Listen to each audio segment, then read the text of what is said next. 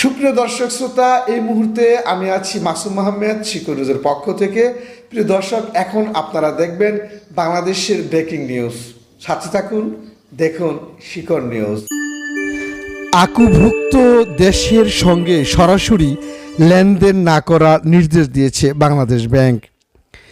Asian clearing ইউনিয়নের আকু সদস্যভুক্ত দেশগুলোর সঙ্গে সরাসরি কোনো লেনদেন না করার নির্দেশ দিয়েছে বাংলাদেশ ব্যাংক। এসব দেশের সঙ্গে লেনদেন শুধু কেন্দ্রীয় ব্যাংকের মাধ্যমেই করতে বলা হয়েছে। মঙ্গলবার এক প্রজ্ঞাপনে এর নির্দেশনা দেয় Bangladesh bank. Asian clearing union হলো কয়েকটি কেন্দ্রীয় ব্যাংকের মধ্যে একটি আন্তঃআঞ্চলিক লেনদেন নিষ্পত্তি ব্যবস্থা। এর মাধ্যমে এশিয়ার 9টি দেশের মধ্যে যেসব আমদানি রপ্তানি হয় তার বিপরীতে প্রতি 2 মাস পর পর লেনদেনের নিষ্পত্তি হয়, তবে অন্য দেশগুলোর সঙ্গে বাংলাদেশের লেনদেন তাৎক্ষণিকভাবে সম্পন্ন হয়। আকুর সদস্য দেশগুলো হচ্ছে বাংলাদেশ, ভারত, ইরান, নেপাল, পাকিস্তান, শ্রীলঙ্কা, মিয়ানমার, ভুটান ও মালদ্বীপ।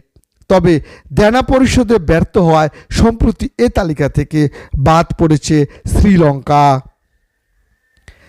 জানা গেছে, আকুর সদস্য দেশ হওয়া সত্ত্বেও দেশের ব্যাংকগুলো ভারতের সঙ্গে অনেক লেনদেন সরাসরি করছে।